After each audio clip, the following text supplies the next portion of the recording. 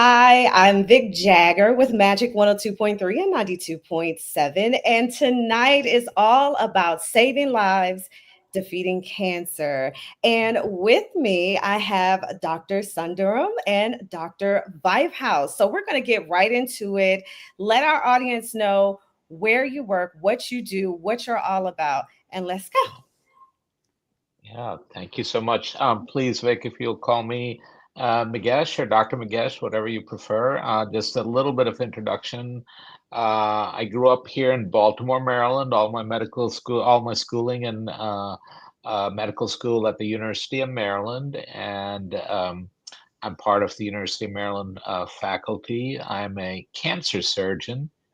And I work at University of Maryland School of Medicine downtown, but also my main focus of taking care of patients is currently at University of Maryland Capital Region Health in Largo. Thank you for having us tonight. Yes. Yeah, thank you for having us. My name is Melissa Vyfhuis, Mel. I grew up in Prince George's County in the DMV area. Like Dr. Sundaram, I did all of my schooling in Maryland. I am an associate professor at the University of Maryland School of Medicine. And I'm also the medical director of radiation oncology at our new cancer center, University of Maryland Capital Region Health in Largo. Very happy to be here. Yeah. Yes, well, thank you both for being here. And let's jump right into it. So, if someone wants to know what is the Cancer Center at Capital Region Health, what would you tell them? Yeah, thanks. It's the Cancer Center at Capital Region Health. It's part of the University of Maryland medical system. It's a commitment from Prince George's County leadership and the state of Maryland and the University of Maryland medical system to provide advanced cancer care to the citizens of Prince George's County. And we recognize kind of the healthcare situation, the landscape in Prince George's County. And really, the goal of this cancer center is to break down barriers so that we can provide accessible, equitable, and really comprehensive cancer treatment to this part of Maryland, to this region, Prince George's County and Southern Maryland. Yeah. And just to kind of add to that, like it's just what Dr. Sundaram just said, and it's basically you can get all of your cancer care needs in one convenient location. We have amazing surgeons like Dr. Sundaram. We have medical oncologists, myself, radiation oncologist there. We have nutritionists, social workers, financial aid, all those resources all in one convenient location. That is awesome. And can you talk about the approach to cancer care at the Cancer Center there at Capital Region Health? Mm-hmm.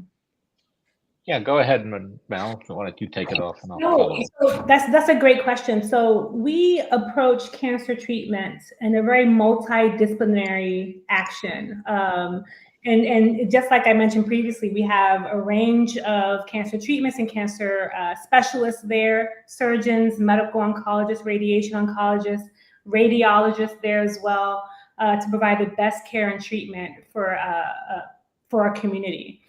And yeah, so the cancer center just opened last year in Largo, and like I said before, complete care in one location, and it basically essentially eliminates the need for patients to travel multiple different places for appointments and treatments, just to make everything convenient and easy for the community. Did you both find that was an added stress level for those who are receiving cancer treatment, and specifically within the Prince George's County and Southern Maryland region? Can you talk about how now that everything is in one place, that it alleviates the stress and the things that they are going through, the patients are going through during that time and during that treatment? Yeah, and that's a great question. So, a patient receives a diagnosis of cancer, and this is kind of a life-shaking event for them.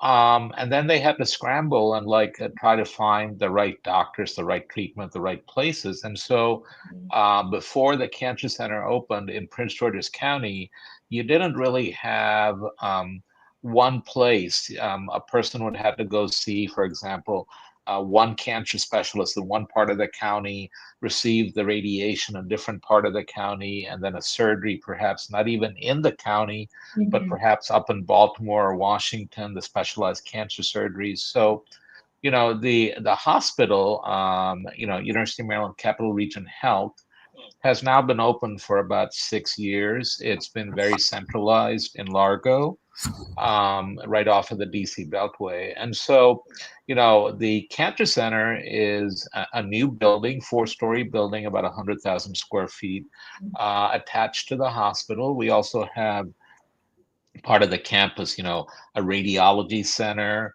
and other specialty practices, all devoted towards, making it kind of coordinated for the patient to come to one central location, get all of the different aspects of cancer care, kind of alleviate that stress of like, where's my appointment today? I'm going to miss my appointment halfway across the county because I'm stuck in traffic. So we really want to maintain what's called a patient-centered focus of care delivery for cancer patients, reduce that stress that they are facing. Yeah, absolutely. And when it comes to the relationship between a patient and their doctor, trust is a really big thing. So can you talk about what it means to treat each patient as a unique individual when they visit? Yeah. No, that's a great question. And trust is huge in our community, right? Gaining that trust, developing that trust between patients and their cancer givers.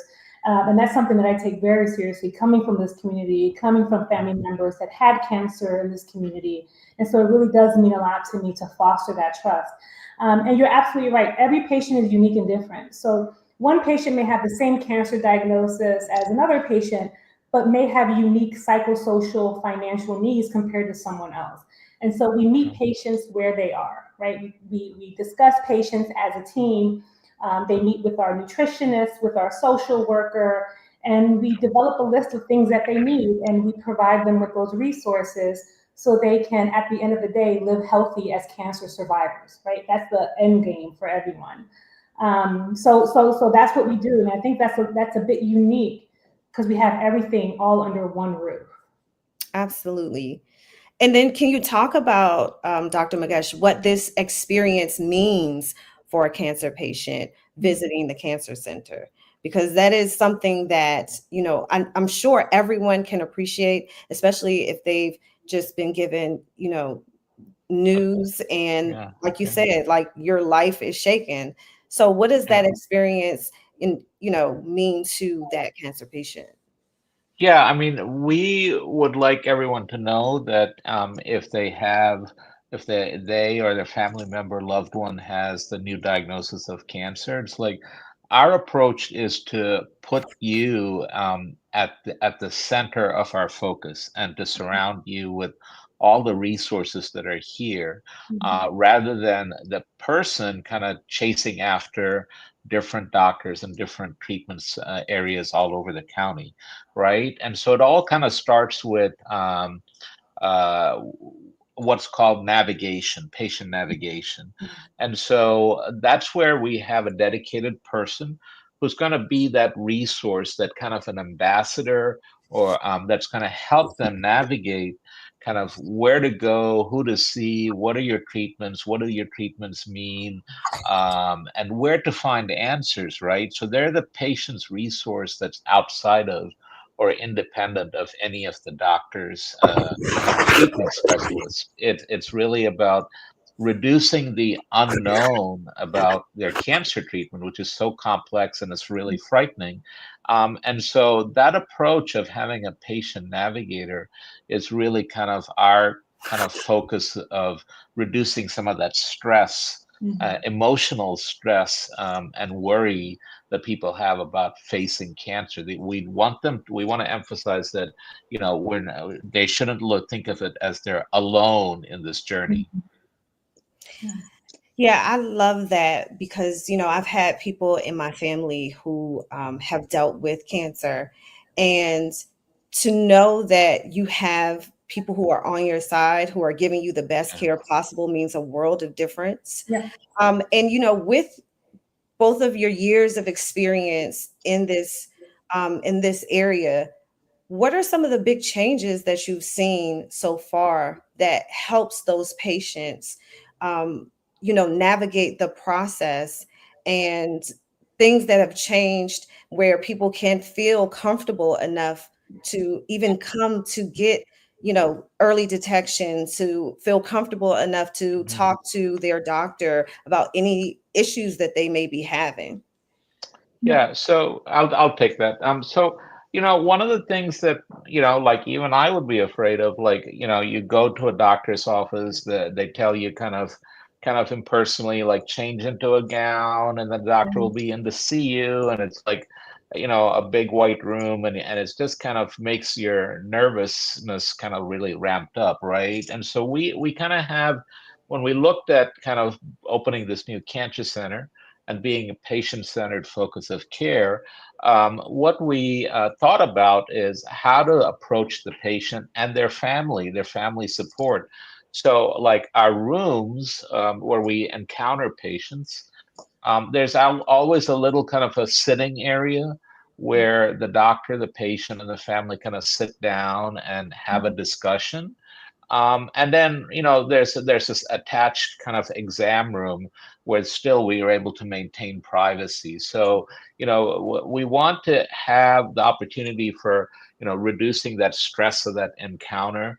We have really kind of little sofas for the family to sit down.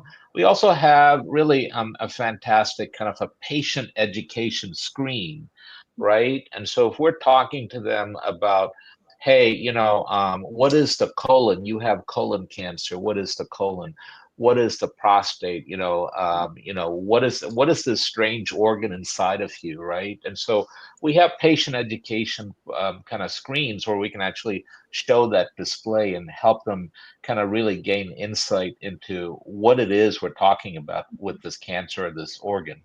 Yeah, and that's a great point. So when I find that when you educate patients about their cancer, you empower them to help make health decisions. And when you empower patients, that sort of fear sometimes would melt away. That anxiety sometimes melts away for the most part.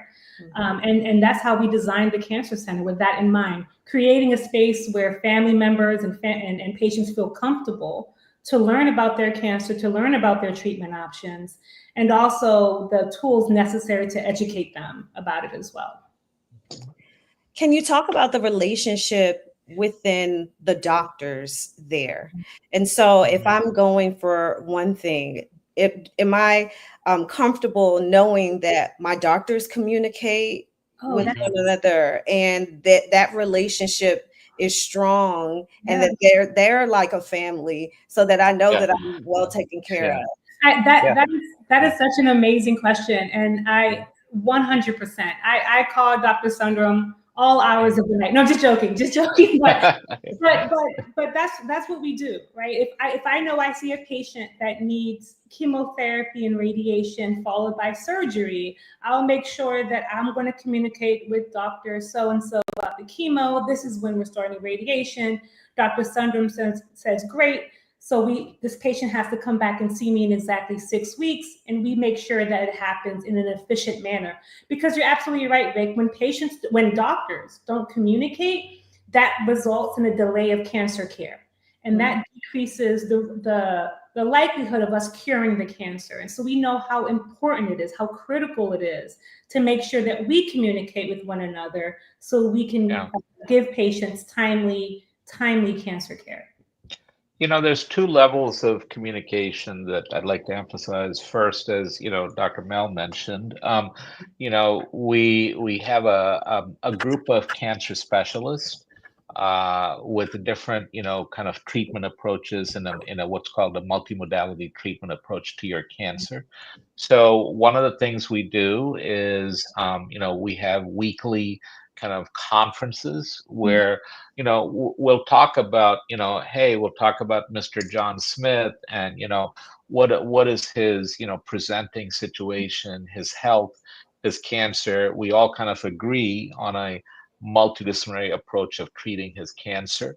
But the second level of communication is really kind of making sure the patient and the family kind of have a breakdown of that communication through the navigator, right? And so the navigator will communicate with them. It's like, this is what the team thinks about your cancer situation. We hope that you understand, why they're talking about these different treatments in this order, to your benefit. But if you have, doubts or questions, then, we are here to kind of answer that. And one of the important things in this day and age is that we know that our patient, our friends and colleagues and family in the community, they're well informed. They have good knowledge about their health, number one, and about medical situations such as cancer, right? So, we strongly believe in the idea of informed decision making, right? So we present a plan, but we respect where the person's coming from in terms of their health, their societal values, their religious values, those sorts of things. We listen to that. So it is a two-way street, two-way communication in that respect. Yeah. And Dr. Mel, you talked about, when you are speaking with other doctors and, time is of the essence in a lot of situations. Can you talk about the importance of early detection and, why is it being pushed so hard? It's not like, oh, we just want you to come visit our office. No, we want to just see you often in here. But can you talk about the importance of early detection and what it means and how it benefits the person? That's a great question. I love to see people. I talk a lot. So if you want to come see me anytime. But early detection, screening, breast cancer screening, getting your mammograms, getting your pap smears, checking your PSA, getting your colonoscopies, all of that leads to saving lives, right? Because if we catch cancers early, you're more likely to get cured, more likely to have a cure. And that's the first thing I tell my patients with breast cancer when they come in with a stage 1 breast cancer caught on mammogram. And the first thing I tell them is that this is curable. This is why we do mammograms. You caught it early, good for you. You just have to go through the drama of treatment now, is what I say, right? And we're going to get you through that, no problems. But your cancer is not going to be the death of you, right? So that's what I want to tell every single patient who comes through our doors, is that we caught it early, it is curable. And that's what screening does. And so we always advocate for that. I hope one day Dr. Sundaram and I don't have a job, right? Because they're cured. But until that day comes, getting screening, getting early detection is the best way. I'll tell you, we had an amazing experience just this last summer. We went down to St. Stephen's Church, and we had, on a Saturday, it was a full packed audience. And so really we're trying to engage the community, listen to the community about, kind of their health issues, their experiences with cancer. And one of the things I kind of heard time and time again, which is a thing that's a common thread in this community, is that I have a health issue. Something's changed about my health. I'm kind of nervous, but I don't know what the right answer is. I go to a doctor, I go to a provider, and they don't quite key in on what I'm saying. So I kind of feel a little bit ignored. And so a lot of folks in the church audience, that they were saying, I kind of talked about this, but then by the time they figured it out, like I had stage 3 colon cancer. And so that's where we want to kind of really kind of reach out into the community. The Cancer Center at Capital Health is really kind of trying to be a partner for people in the community. So we want to come out, hear your stories, try to improve that access to cancer care, to screening. And so we want to kind of reverse those stories in terms of people not being listened to and then ending up with later stage cancer. So, when we look at Prince George's County compared to other counties in Maryland, I mean, Maryland is a fairly well-to-do state. And so there's a lot of really kind of affluent parts of Maryland. There's some kind of rural parts of Maryland. Prince George's County is kind of like, it's very central between Washington and Baltimore. There's a lot of population, almost 1 million people, right? When we look at kind of the screening rates are really kind of about equivalent to most of the counties in Maryland, right? For like the top 4 cancers, like colon cancer, breast cancer, prostate cancer, and lung cancer. But what's different in Prince George's County is that the people who aren't getting screened in a timely fashion, we're seeing them come in with more advanced cancers and at a younger age. So we're seeing a lot of younger people coming in with more advanced cancers. And so, again, getting out into the community, offering screening, engaging people. We want to listen to them. We want to intercept that issue and try to get to earlier stage cure and having a better quality of life for people in Prince George's County and Southern Maryland. Yeah. And in speaking with members of the community, and if you were speaking to someone who is just terrified of going to the doctor, I know part of your job is to empower and to really like calm the fears of those who are most at risk. What do you say to someone who may be afraid to come in, maybe afraid of what news they might receive? Because I know a lot of people who just avoid the doctor because they're like, I know something might be wrong, but I don't want to hear that news.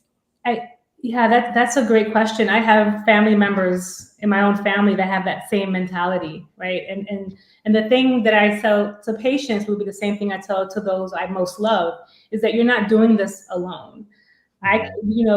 Go with a family member, go with a friend. I've had patients, sometimes I'll travel with them to their follow-up mammogram that's right across the street, to kind of hold their hand and say, you know what, it's okay. This is just a screening. Whatever we find, we will deal with it together as a team, as a family. And I think that's the important part, just to relay that to people, that you are not alone, that we have a game plan for whatever bridge we have to cross. Okay. And we'll get through it together. And when you affirm that, I think most patients will feel a lot better with that sort of certainty. Yeah, and I try to reassure folks, and we have perhaps some older folks that come in and they have a new cancer situation, and you kind of realize kind of what they've been through, and they've been through perhaps a heart attack or a stroke, right? And so it's like a heart attack could be kind of a life-threatening event, right? And so you went through that process, you kind of got over that health issue. Kind of have the same approach. I mean, cancer is another health issue, and so it's we have a team here ready to kind of help you win that battle and to move on and to have a good life beyond this health issue, right? Yeah. I love the positivity of it all, win this battle, because that is what it's about. And, the Cancer Center at Capital Region Health is affiliated with the University of Maryland Greenbaum Comprehensive Cancer Center. So can you talk about what this means for cancer care in the community? Yeah. So, University of Maryland Capital Region Health, it's part of the University of Maryland Medical System. The Cancer Center is affiliated with what's called the Greenbaum Comprehensive Cancer Center, that is basically recognized by the federal government's National Cancer Institute as a center of excellence in comprehensive cancer care. So what does that mean for people in Prince George's County who are coming to the Cancer Center here? It means that you will have a multidisciplinary treatment team focused on taking care of your cancer, but we also have kind of the access to go for advanced cancer treatments, some new modern therapeutics in terms of kind of cellular therapeutics, radiation therapeutics, things like Dr. Bell can talk about what's called proton beam radiation. And so we know that Greenbaum Comprehensive Cancer Center is ranked as one of the nation's best hospitals for cancer care. And this is where we can leverage that affiliation to offer, further ideas of what's called personalized cancer medicine for you in terms of like, okay, we have some standard treatments. Let's think about some novel, innovative approaches to target your cancer specifically. So yeah, Dr. Mel, if you want to talk a little bit about some of your experience, your knowledge about some of the techniques up there at Baltimore. No, that's a great point, Dr. Sundaram. So we do have advanced technologies available due to our association with the Greenbaum Cancer Center. For example, like Dr. Sundaram mentioned, we do have proton therapy, which is a newer form of radiation treatment that really sort of targets the cancer specifically and really spares the normal organs and tissue surrounding it. And so there's select patients who would truly benefit from that technique, and we have that resource available for our patients. We also have a number of clinical trial options, right? The way that we progress in cancer treatment is through phase 3 large clinical trials. And oftentimes, a lot of those clinical trials, patients have to travel to the big academic centers, to Baltimore, to DC. But because of our affiliation with the Greenbaum Cancer Center, we have those clinical trials open right here in our community in Prince George's County. So you can stay here in the comfort of your own home, get your cancer treatment, and have clinical trial options available for your cancer care. So I'm a clinician, I'm a radiation oncologist. I treat patients, my number one goal, but I'm also a scientist as well. And so I do a lot of research in cancer care, but I look mainly at equities. How can we improve the cancer care in a practical manner for our cancer patients? And we have all of that right in Prince George's County right now. Love that. So we have a question coming in. Let's see. How often should people be screened, and at what age should they start? And Dr. Magesh, I know you talked about, folks being coming in and getting screenings, and the age is getting younger and younger for these diagnoses. Can you talk about that?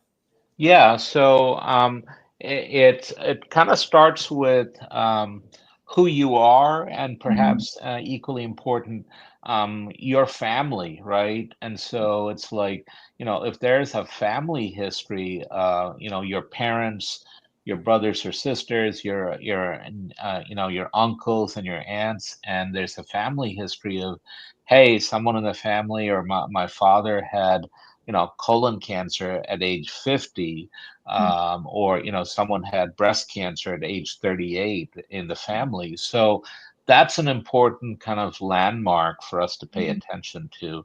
But if you're like just a healthy person living life, and you have a health change, that's whether it's feeling a mass in the breast, or weight loss, or signs of bleeding. I mean, again, those are things that you should bring to the attention of your primary care doc, and hopefully get screened. But we for different cancers, we talk about starting routine screening, like from age 50, all the way up to like perhaps age 70 or age 80. So like beyond a certain age, we don't recommend things like prostate cancer screening, right? For people who smoke, who have a defined, amount of smoking, we talk about kind of lung cancer, screening. And so typically for each cancer, we kind of look at who you are, your risk factors, your family history. And then, yes, there are recommendations for like mammograms or, colonoscopies or, checking your prostate, things like that, on a regular basis, right? And if you're an average risk, if you don't have family history or personal history. So there for each cancer, there would be, age and screening frequency, but we listen to the patient and who they are and their family. So that's very important. Yeah, and to kind of follow up with that, so for if you're a woman, for example, with no family history of breast cancer, typically you want to start your mammograms now to age 40 on a yearly basis. If you for Pap smears, age of 21, right, is where we start our Pap smears on a yearly basis, and then you could do some co-testing and do every 3 or 5 years based on that. For colonoscopies, now it used to be you start colonoscopies at age 50, but Vic, you made a good point. We're seeing younger and younger patients. Yeah. So now that age is dropped to 45. I won't be surprised. Yeah. Oh, wow. I won't be surprised in the next few years if that age doesn't drop to 40, right? So 45, average risk, you get your colonoscopies done on usually every 5 to 10 years, depending on if they see something concerning. So I always say, talk to your primary care doctor because your risk may be a little higher than others. But if there's always any questions or concerns, you can always contact one of us and they would be more than happy to give you that information. And the University of Maryland Capital Cancer Center, we are partnering with the Community Leadership, Prince George's County Health Leadership Council. We are looking towards setting up screening activities this year and every year, kind of an emphasis on breast cancer, on lung cancer. We're trying to organize, we are organizing a lung cancer screening day in November, and so it'll be on campus. Obviously, October is kind of breast cancer awareness, so we try to have a focus on talking about breast cancer recognition and screening. And so that's a part of our kind of mission to kind of have our doors open for people to know that they can come in and talk about their health concern, and we can work with them towards figuring out if they have a cancer situation.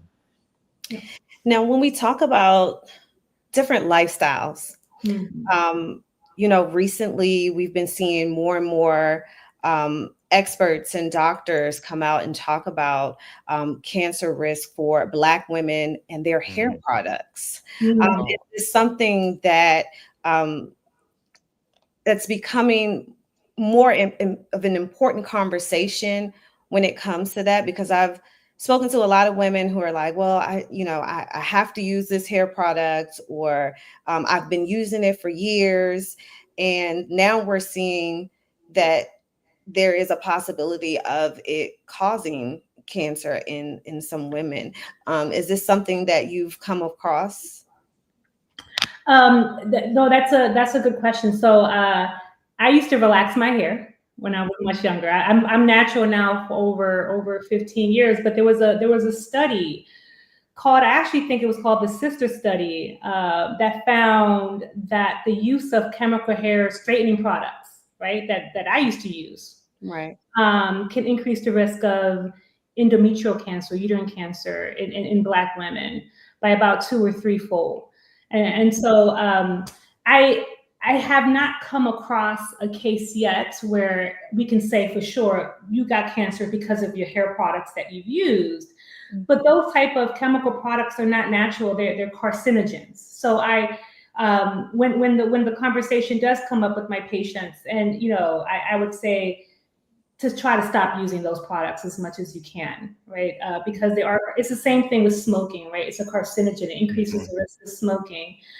So we caution our patients to stop smoking. We give them the resources to stop that. Same thing with chemical dyes in the hair. That we know there's data showing that can cause cancer. So we should not be promoting that or try to help women to stop doing that. Yeah, and then, I'm sorry, go ahead, Dr. Magesh. And just to add to that, I mean, it's a many different factors that can lead us towards, part of our body, having a cancer. And so certainly chemicals in our environment, like we just talked about, we have a lot of information coming in about microplastics, little tiny plastic fragments, that we probably unknowingly kind of drink in our, in our bottled water, for example, right? And so that is found kind of like in all levels of, human body tissues now. And so what does that mean in terms of a cancer, changing our cells towards cancer? So smoking, other social behaviors in terms of, smoking and alcohol consumption to excess, and so it's about who we are, our environment, kind of our family, our genetics, and so it's a lot of different factors that we have to pay attention to, and sometimes it can be overwhelming. Kind of live a healthy life, right? Yeah. Yes. Changing your diet, and that's what I was gonna. You actually touched on it, because you see, young people, they want to go out, they want to have a good time, they have the hookah bars, and they're vaping, or just different things, and I guess sometimes you don't think about what it can cause down the line. And so, I don't want to, change anyone's lifestyle if they don't want, but what would you caution with that type of behavior? We've all been in our 20s and, and wanted to go out and have a good time, but, what would you say to pay attention to? Excess, right? Or too much too often, right? Right. And so it's like, okay, like the French would have you say it's okay to drink a glass of wine, but it's not, perhaps not okay to drink to excess, or to smoke to excess and things like that. Okay. Yeah, everything in moderation is what I tell my patients. If you want to enjoy your cocktail during brunch with your girls, that's not going to affect their cancer treatment, right? Your quality of life matters, your joy in life matters, right? But smoking cigarettes, I think, is the one thing that I say no. I say no to. You shouldn't. If you're didn't start smoking, don't start now, and we'll give you all the resources you need to help so you can quit. Because there's so much data just linking smoking and cancer development. Everything else, like Dr. Sundaram said, in moderation, and you should be okay. And that goes with diet as well.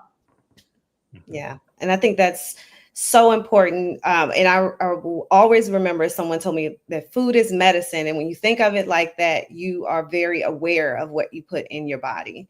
Yep. And so I think that is super important. So is there anything else that you would want our audience to know about early detection, about the Cancer Center and the services and resources that the Cancer Center offers?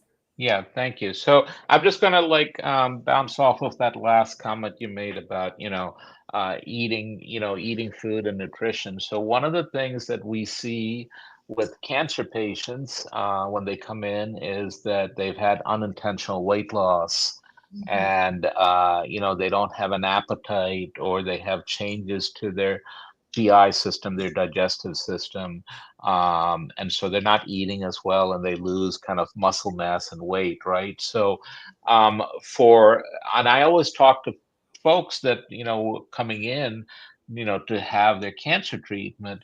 It's like, look, this is literally like kind of you're a race car, and you're going to be in the Indianapolis 500. It's going to be the biggest race of your life. And we are your pit crew, and we want you to succeed and win this race, right? But your body, your car needs fuel, right?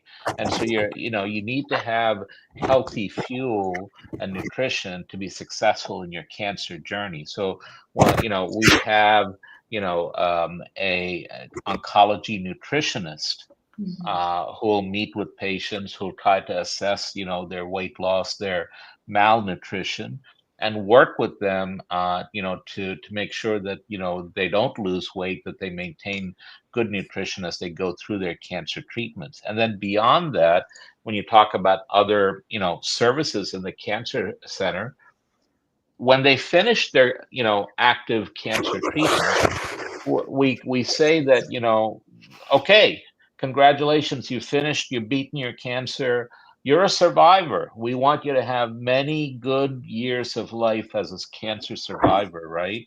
And so we know, as you mentioned, you talked about, perhaps weight and obesity.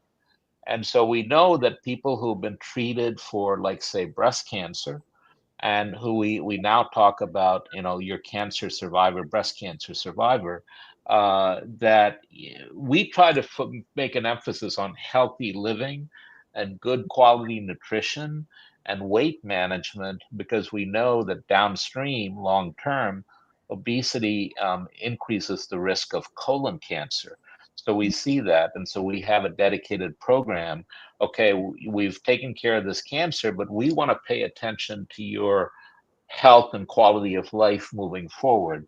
And so that's what's great. We've got an oncology nutritionist that really focuses on, like, maintaining that discussion of having good nutrition, past your cancer initial, treatment. Yeah. When we talk about support system, we talked about the patient and doctor relationship. But I kind of want to touch a little on family support as well, because, that's their family member. They love them. They want to advocate for them. As a doctor, I want you to, tell our audience how the family can actually work together with you to make the experience just handle with a little more care, and to make the experience a little, what I'm trying to say, just a little easier for the patient, where, you're not kind of going back and forth with a family member who may be just scared and just doesn't know. I think that's a great question, because especially in our community, family is super important, right? And so when I very rarely see a patient come in by themselves, and if they do come in by themselves, let's say, who do you stay with? Who's your family member? Do you want to give them a call? What's their number, so I can give them a call afterwards to let them know what we talked about, right? Because it's a family affair. And I truly believe that. And so one of the things I do to help foster that relationship between myself and patient's family is to have open lines of communications. I'm pretty old school in how I practice medicine. I have family members that have my cell phone number, right? I have family members that nowadays, the young kids, they like email. So I have family members that email me. And of course, I ask permission first. Is it okay if your daughter emails me, Miss So-and-so, or talks to me? She's like, of course. And so when I engage in conversation about treatment options, about cancer care, I always make sure that I include family or a close friend, because not only does that just help patients retain information, but it also helps family members become more at ease. I had a patient just finish treatment just last week. And she came back today to ring the bell, and she had 10 family members come, and she had her pastor come too, who said a prayer and sang for us some gospel hymns just today. She also bought us some cakes and stuff. That's why I could never lose weight. But that's important, right? So she came back, she felt comfortable. Her family felt comfortable coming back, singing praise, praying with us, praying with our team members. And she shared with us how scared she was for her. This was her daughter, for her mother. But the fact that she was able to communicate with me at any time really eased her fears. And so it's a family affair, right? So I think we make sure at Capital Region Health that we foster that inclusivity. Yeah. And it sounds like that. And, and I just thank you both for all the work that you continue to do as well. Do you have any last words for our audience on the Cancer Center, on early detection, anything that, any resources that you want to give? Yeah. So, I mean, I would say that we are looking to engage with the community. We look towards community leaders, perhaps, church leaders, or, city or town council members or mayors to reach out to us. We would like to come out. We had a great, prostate screening activity with Mayor Sidnor in the city of Laurel last year. So, our purpose is to listen to people and improve kind of their health situation where it comes to cancer. So, part of that is understanding, what people are kind of, facing with health issues and health changes. And that leads towards early screening and early detection of perhaps earlier cancers. And we want people to know that this is kind of the full kind of power and prestige of the University of Maryland Greenbaum Comprehensive Cancer Center. So we can deliver a lot of cancer care close to home, but we also have really advanced cancer therapeutics and innovative, cancer medicine just up the road a little bit, where we can draw upon that expertise as well. And really, it's a centralized location. Part of the challenge for people was that, you had to go for one doctor, one specialist, one treatment on a Monday to this part of the county, on a Wednesday to that part of the county. And so people were getting confused about fragmented cancer care. And so this is coordinated cancer care in a centralized location. That those are the basic, concepts of what we're trying to accomplish to serve the community. Yeah. And I love that you honed in on advanced cancer care, because like you said, going in for, screenings and early detection, and even if you're going out into the community, I know that there is a need for it. And I know that, the work that you're doing in the community will give people the confidence, the trust to come see you. And, I think it's important to let people know and understand that it's not how it was in the past, where it may have been either hard to get, an appointment or to see a specialist, or to, you have to get this referral to go to this doctor and go over here and there. So everything, like you said, is under one roof. And can you talk about just reiterate the importance of having everything in one place, especially for Prince George's County and Southern Maryland, because, Southern Maryland alone, are like, I have to drive where, I have to drive how far, but to have that access right there, makes a world difference. Yeah. And that's a great point, Vic. And just to give you an example, I have a patient starting who has a stage 3 lung cancer on Monday. So how we treat that? They get chemo once a week, and then they get radiation for 6 weeks, Monday through Friday, right? So on Monday morning, the patient's going to go upstairs, see their medical oncologist, get their chemo, and come right downstairs to get their radiation. And imagine, without the cancer center there, he would have to go to, Greenbelt to get his chemo, and then travel all the way to Waldorf to get his radiation treatment. And imagine doing that for 6 weeks and then add on the toxicities of treatment and all that driving. It's insanity, right? You're already dealing with so much. And so, our patients don't have to do that anymore. They get their blood work done that same day in that same building, come downstairs, get their radiation, go next door if they have a nutrition problem or need, talk to Susan, our amazing nutritionist, and they go home for the day. And a lot of patients just like to hang out with us sometimes because I'm a talker. I talk a lot. And so we have like a little social club in the cancer center sometime with patients. So it's convenient. And I think at the end of the day, other patients form close connections with each other during treatment. And it's so lovely to see patients coming back for other patients when they're finishing their treatment.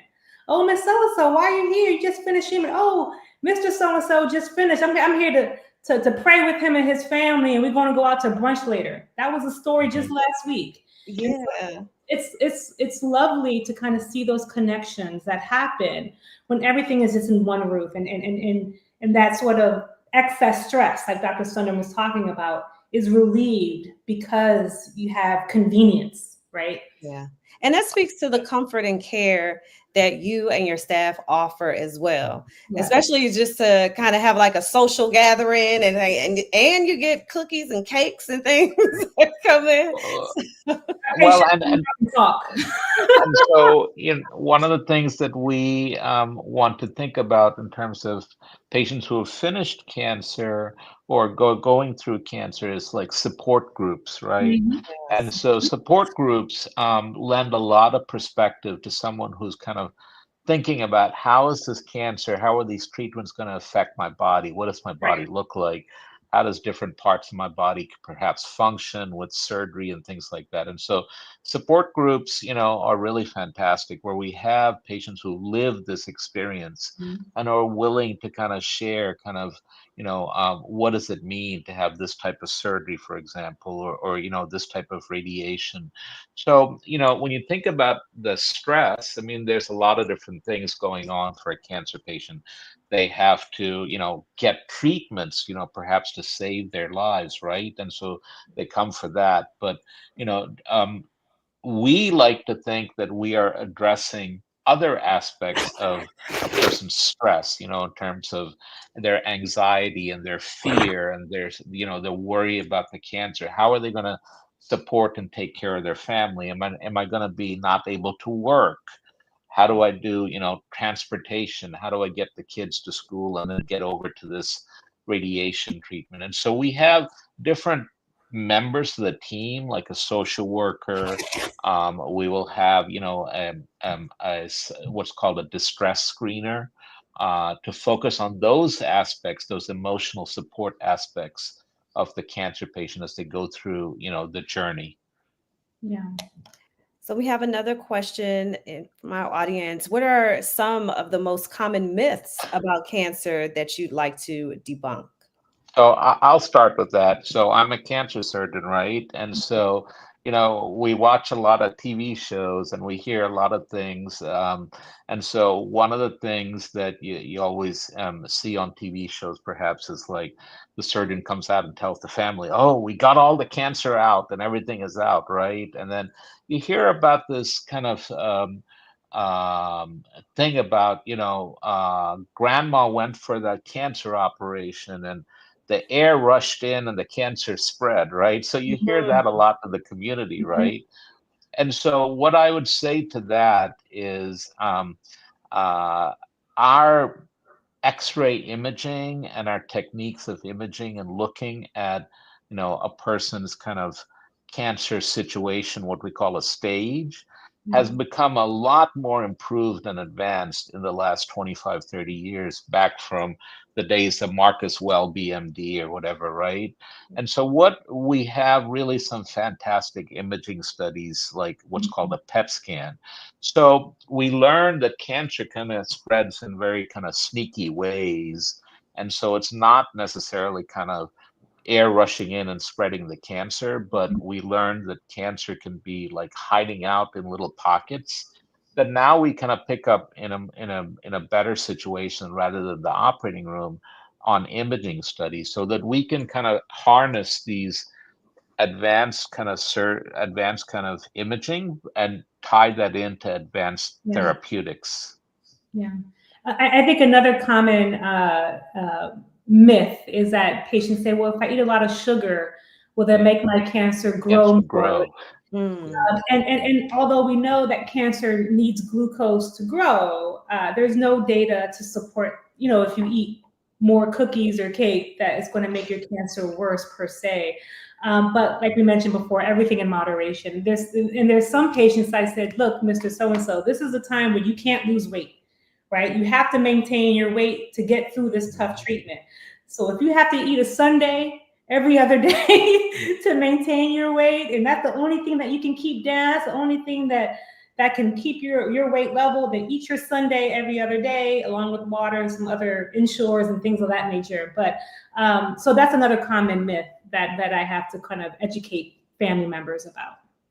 And I would say one other myth is that you hear about certain cancers and you think that, oh, this is like the end, it's like deadly. And so the common one that people hear about is like pancreatic cancer, right? And so, oh my goodness, someone in the family got told they have pancreatic cancer and there's like really no hope. And I absolutely want to change that myth.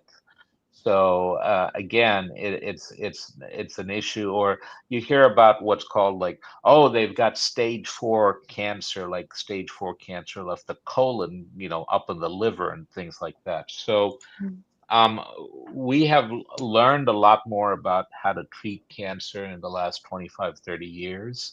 And so these are not, kind of always going to be a terrible diagnosis. These are a challenge.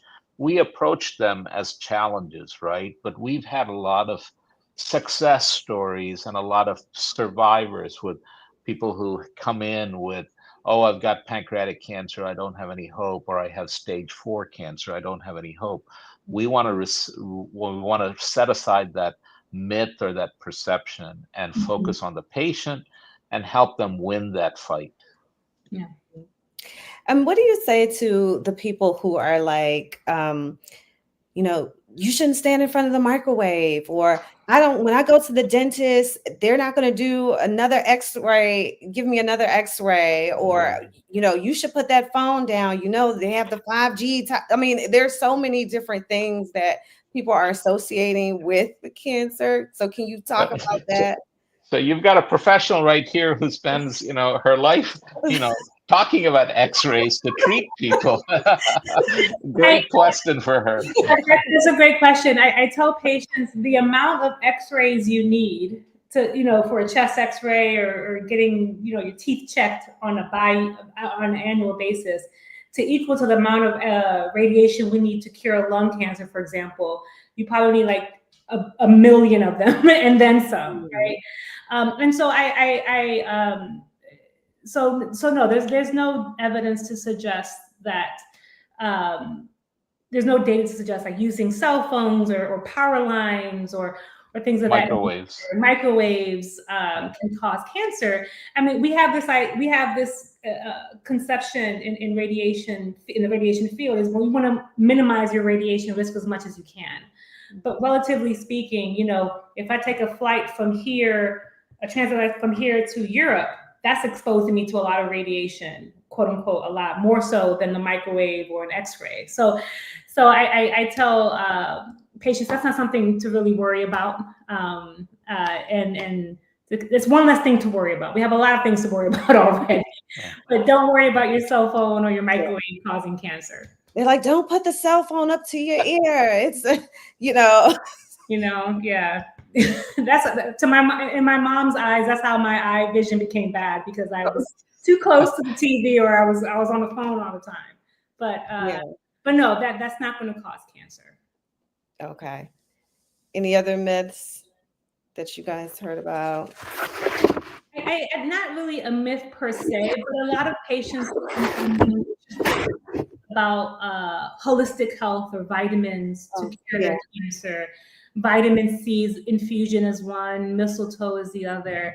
Like I mentioned before, I am a physician, I'm also a scientist. And so when I base my recommendations is based off of data that we have to support it.